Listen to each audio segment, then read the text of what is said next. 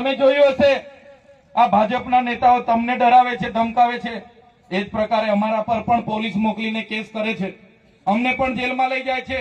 અમારો પર પરિવાર છે, અમારા બી છોકરી છે, બૈરી છે, ઘર પરિવાર છે, છતાં અમે તમારા માટે લડીએ છીએ.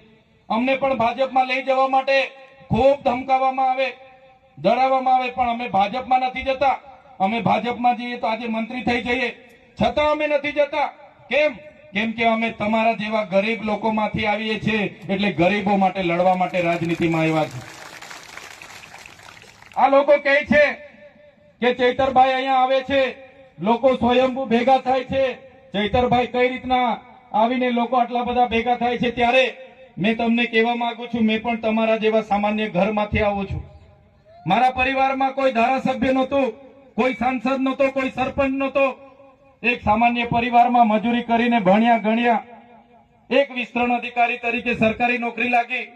પછી મેં જોયું કે આ ભાજપના નેતાઓ તો અભણ છે અને આપણા લોકોની ગ્રાન્ટ બધી કોંગ્રેસ અને ભાજપ વાળા બેસી બેસીને વેચણી કરીને ઘરે જતા રહી છે, ભાષણો મોટા મોટા કરે છે, પણ લોકોના કામ કરતા નથી.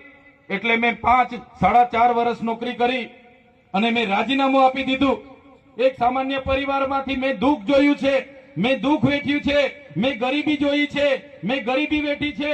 કોઈ બેનને ઝોલીમાં લઈને જતા હોય એ બેનની મેં વેદના જોઈ છે.